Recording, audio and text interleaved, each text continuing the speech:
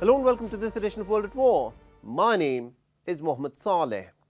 Israel has threatened to use unprecedented force on the Palestinians if they don't leave their tent encampments and flee from Gaza city in the north.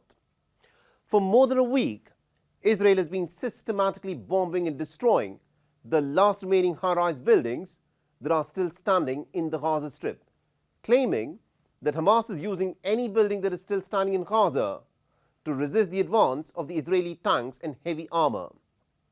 Now, in a war, there have to be two sides. But in the case of the Israeli onslaught on the Gaza Strip, the Palestinians do not have an army. Hamas is a ragtag militia. The Palestinians do not have any tanks. The Palestinians do not have a trained infantry. The Palestinians do not have any kind of air defense systems, nor do they have any air force or fighter jets to speak of. But the Israelis, who are using American-given fighter jets and predominantly made-in-America bombs, have carried out a relentless campaign of bombing the Gaza Strip, day after day, week after week, and month after month for almost 2 years now. The former Israeli Chief of Military Staff, Herzi Halevi, has now come out and said that an estimated 200,000 Palestinians have been either killed or grievously injured in this Israeli war, and that this is not a gentle war. The United Nations this week has been unequivocal in its damning 72-page long report, clearly spelling out that Israel has committed a genocide against the Palestinian people in the Gaza Strip. So the question is this: why is this Israeli war on Gaza not coming to an end? What more objectives does Israel need to accomplish to halt this unending bloodletting? At the most recently held vote in the United Nations Security Council, the United States was the only nation that for the 6th time vetoed a proposal for a ceasefire in the Gaza Strip. And the United States also vetoed the proposal to provide increased access to humanitarian aid for the starving Palestinians of Gaza. Our next report gets you more.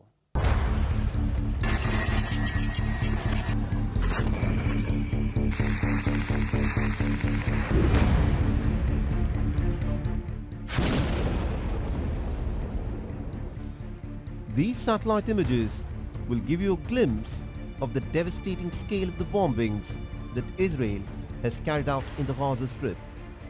Street after Palestinian street, neighborhood after neighborhood, and city after Palestinian city in the Gaza Strip has been reduced to rubble with the might of the American-supplied fighter jets and the predominantly American-manufactured bombs. Plumes of thick dark smoke can be witnessed rising from every part of the Gaza Strip, exposing the repeated Israeli assertion that it wants the Palestinians to evacuate to the designated safe zones to stay out of harm's way. As these images show you, there is no place in the Gaza Strip that is safe from the repeated Israeli bombings. There isn't a stretch of land that hasn't come under Israeli attack, and more than 90% of all buildings of Gaza have been either destroyed or damaged beyond repair. The Palestinians say the reason why Israel wants to bombard and wipe out every building in the Gaza Strip is not to fight Hamas, but to forever expel the Palestinians from the Gaza Strip. This is because of the bombing of a tent in the Yarmouk neighborhood. They killed him in the morning. God is sufficient for me and the best disposer of affairs against them. They want to expel them from Gaza. Where do they want to take them? To the south? Isn't all the South Gaza and the North Gaza too? Where should they go?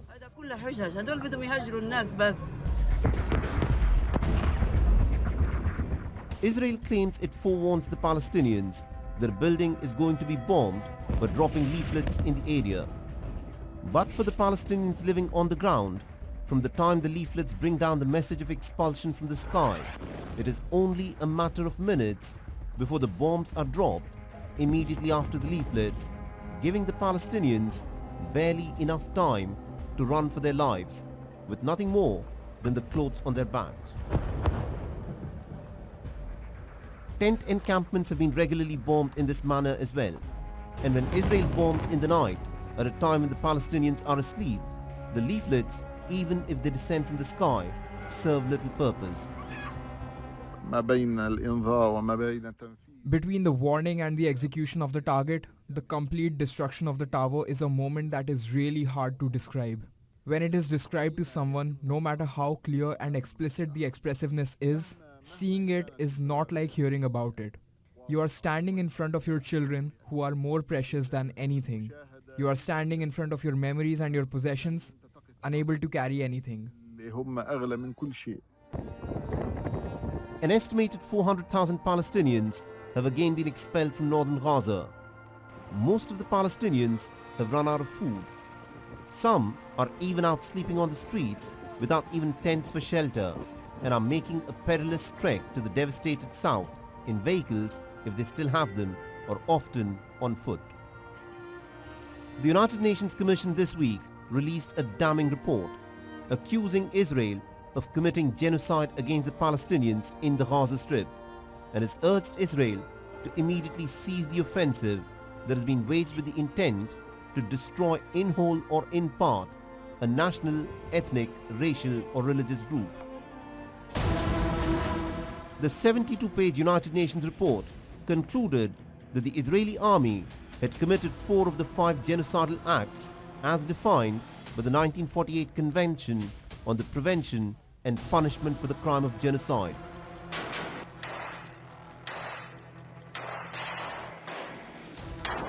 The Commission therefore concludes that the State of Israel bears responsibility for the failure to prevent genocide, for the commission of genocide, and for the failure to punish genocide against the Palestinians in the Gaza Strip. On incitement to genocide, the Commission concludes that many Israeli political and military leaders, including President Isaac Herzog, Prime Minister Benjamin Netanyahu, and then Defense Minister Yoav Gallant, had incited the commission of genocide, and that Israeli authorities have failed to take action against them to punish this incitement. So the question is this: why is the Israeli war not coming to an end in the Gaza Strip? The answer lies in what happened at the United Nations Security Council on the 18th of September. For a proposal that was drafted by the elected 10 members of the 15-member council that demanded for an immediate, unconditional and permanent ceasefire in Gaza, and that Israel should lift all restrictions on aid deliveries to the Palestinian people, there was just one dissenting voice. The United States vetoed the ceasefire proposal for the 6th time to end the war in the Gaza Strip. So, the United States rejects this unacceptable resolution. It is beyond time that Hamas release every single hostage now and surrender immediately. The United States will continue to work with its partners to bring an end to this horrific conflict for the sake of the people of Gaza, who deserve a future free from Hamas, and the whole Middle East, which is ready to move into a new chapter of peace and prosperity. For these reasons, the United States of America will vote against the draft resolution and urges delegations to join us in voting against it.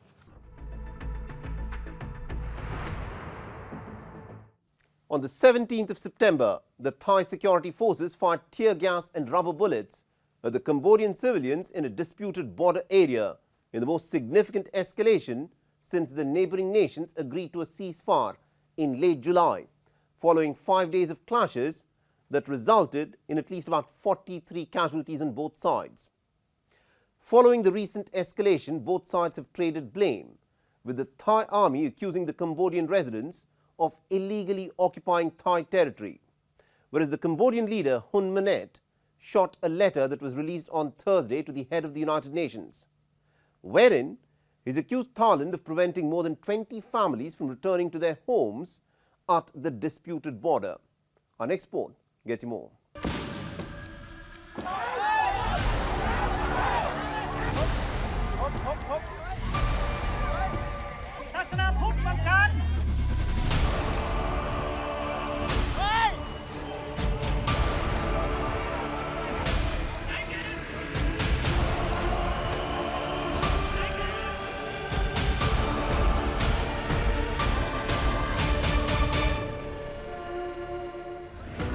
Tensions flared up on Wednesday afternoon between the Southeast Asian countries, Cambodia and Thailand, who share an 800-kilometer frontier and are locked into a fragile truce since late July. Nearly 30 people, including a soldier and a Buddhist monk, were injured in the clashes that erupted at a disputed frontier settlement, which Bangkok claims is part of its Ban Nong Yakai village in Sai Khao province. But Phnom Penh asserts it is part of Prey Chan village in Banteay Menchai province. In the handout footage released by the Royal Thai Army, Cambodian protesters are seen trying to remove the barbed wire laid by Thailand, while the Thai riot police is ordering the Cambodians to retreat, firing rubber bullets, tear gas and using a long-range acoustic device that reportedly emitted painfully loud high-pitched sounds.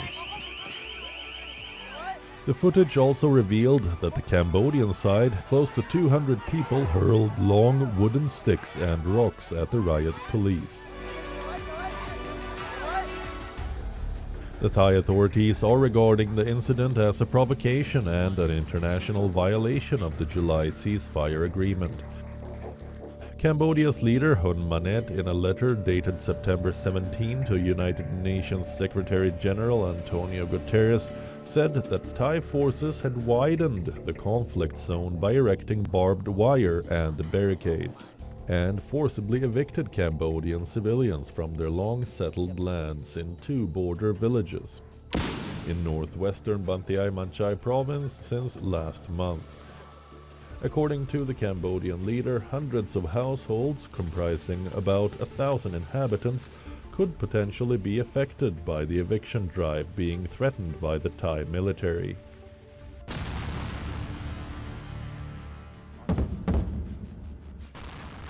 In late July, the 2 neighboring countries engaged in 5 days of deadliest clashes in decades that killed dozens of people and forced 300,000 people along the border to flee their homes. The warring countries had agreed on a ceasefire only after mediation fostered by Malaysia's Prime Minister Anwar Ibrahim, who chairs the Association of Southeast Asian Nations, or ASEAN, and pressure from US President Donald Trump, who threatened to withhold trade privileges unless they agreed on a truce. But as tensions remain high after the ceasefire, especially since Thai soldiers have been wounded by landmines while patrolling the no-man's land between the 2 countries, Bangkok has alleged that the mines are newly planted in violation of the ceasefire, an accusation that has been vehemently denied by Cambodia. It is to be noted that in the long-running dispute between the 2 countries, dozens of kilometers in several areas are contested. The competing territorial claims by both countries stem largely from a 1907 map drawn when Cambodia was still under French colonial rule.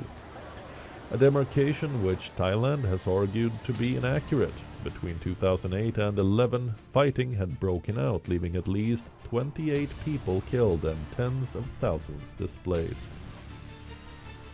In 2013, a UN court ruling settled the matter for over a decade, but the eruption of current crisis and subsequent ceasefire violations has worsened the long-festering wound.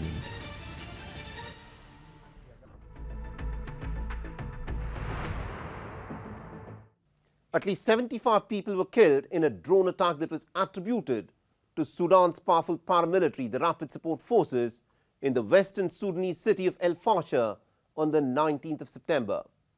Reportedly, the drone attack hit the worshippers at a mosque in the embattled city's Al-Daraja neighborhood, where the civilians from the famine-hit Abu Shok displacement camp had fled after the Rapid Support Forces fighters had overrun the camp. The capital of North Darfur, El Fasher, is Sudanese army's last remaining foothold in the Darfur region, which has been under siege by the powerful Rapid Support Forces for about 18 months now. And according to the United Nations estimates, since the fighting for El Fasher began in May 2024, almost 500,000 people have fled from the besieged city, but about 270,000 still remain. The fall of El Fasher would result in the Rapid Support Forces gaining full territorial control over the region. Our next report gets you more details.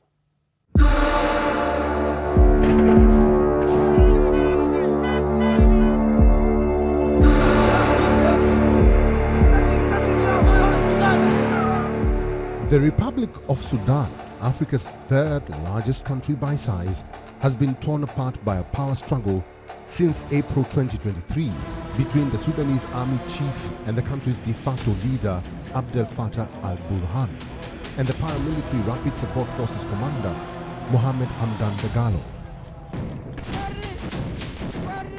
The Sudan Civil War, now in its third year, has killed tens of thousands of people, uprooted more than 12 million from their homes, and precipitated what the United Nations describes as the world's largest humanitarian crisis, with widening pockets of famine across the country, including in El Fasher. The country has effectively been divided in two, with the Sudanese army holding sway at the center, east, and north, whereas the RSF are in control of nearly all of Darfur and parts of the south.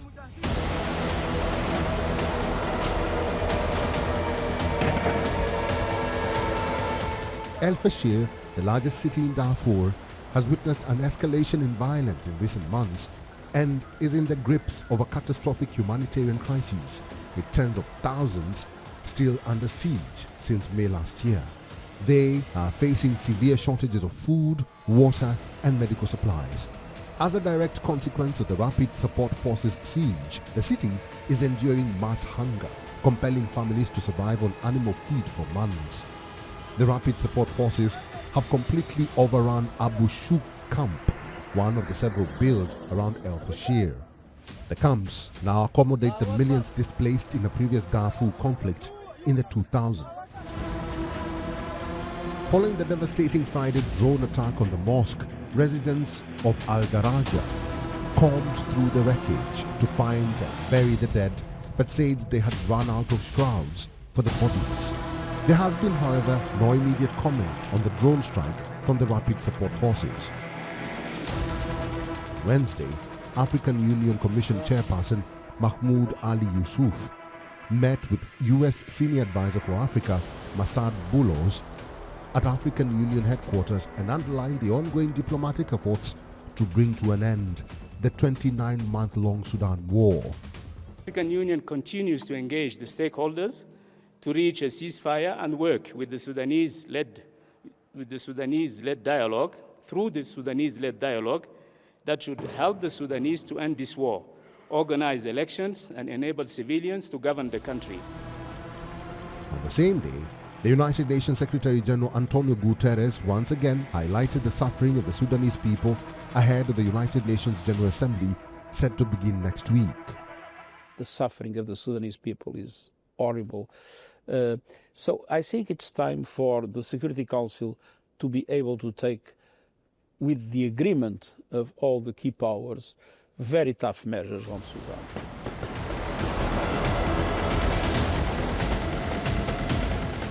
As the Rapid Support Forces seeks to solidify its hold on North Darfur as a base for its parallel government, the capital city of El Fasher has been transformed into a main front line of the war. Last month, the leaders of that government were sworn in, and on Monday, the process of appointing ministers began. Tragically, in a country where nearly 25 million people, half of its population, are suffering dire food insecurity, the Game of Thrones between the warring generals continues despite continuous mediation efforts.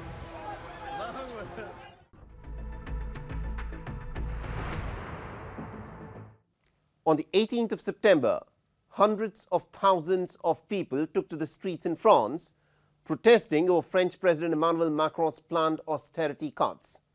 And according to the organizers, 1 million people turned out for these protests, whereas the French Interior Ministry, whose counts are usually substantially lower than those of the unions, put the number of protesters at about 500,000, including 55,000 in the French capital, Paris. 80,000 police officers and gendarmes backed by drones, armoured vehicles and water cannon, were deployed in a bid to maintain law and order. The nationwide strikes have come barely a week after Sébastien Lecornu, a close ally of President Emmanuel Macron, was appointed the Prime Minister following the toppling of François Bayrou's government. With just 18 months left in power, the French President Emmanuel Macron is enduring his worst ever popularity levels. Our next report gets you more.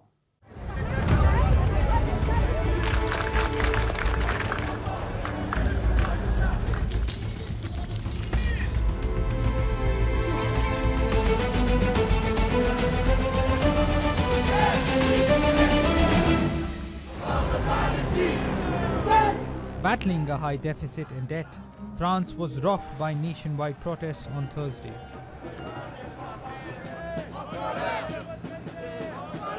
Called by trade unions and intended to send a message to the new French Prime Minister Sébastien Lecornu to rethink proposed budget cuts and act on wages, pensions and public services.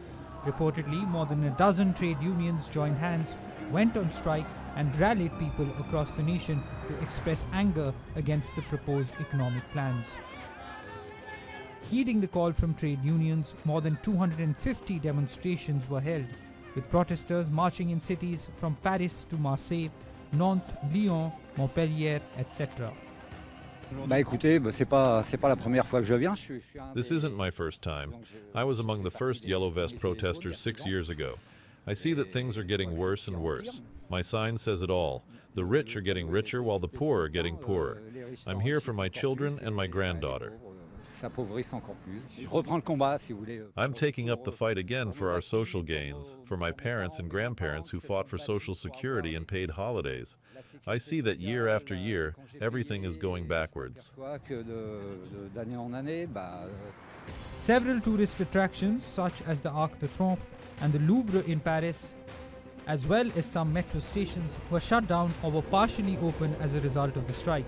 With 1/3 of teachers expected to strike, many schools were also closed and some businesses and most pharmacies were not operating. Scuffles broke out in several cities, including in the French capital, when police and gendarmes in riot gear used tear gas and shield to disperse crowds. According to the Interior Minister Bruno Retailleau, 309 people were detained during the protests and 26 officers suffered injuries. The unrest comes on the heels of Prime Minister François Bayrou's resignation last week, following a vote of no confidence and a popular backlash against his government's fiscal policies. We've known for several months now, following Bayrou's announcements, that this budget would be extremely controversial. We've been preparing for social action since the summer. Bayrou's government may be gone, but the few signs we've seen suggest the policy is likely to remain the same or even become harsher. We are completely opposed to a budget that cuts jobs, keeps wages down, and reduces public services across the country. The selection of Sébastien Lecornu, the 7th head of Emmanuel Macron's government since 2017, and handpicked by Macron himself as the new Prime Minister, hasn't assuaged concerns and further incited anger among people in the country. A day after the nationwide protests against budget austerity measures, the Joint Trade Union Coalition gave the new Prime Minister until 24th of September to respond to their demands. La balle est maintenant dans le camp du Premier ministre. The ball is now in the Prime Minister's court. If by 24 September he has not responded to their demands, the trade unions will meet to quickly decide on a new day of strike action and demonstrations. The unions also point to the responsibility of employers and are demanding the opening of wage negotiations across all sectors and companies. Until then, the workers and their unions will continue to apply pressure. In a nation where people are increasingly complaining about the ever-widening gap between the rich and the poor, a series of austerity measures proposed by the government and likely to hit the poorest the hardest couldn't have come at a more inappropriate time. The protests and the demands of the trade unions could serve as a timely wake-up call for the embattled President Macron. But the question is, how attentive is Mr. Macron?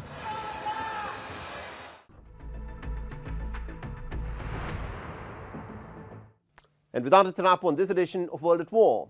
If you want to reach out to me with any comments, feedback or suggestions, feel free to do so on the ID that you're seeing on your screens.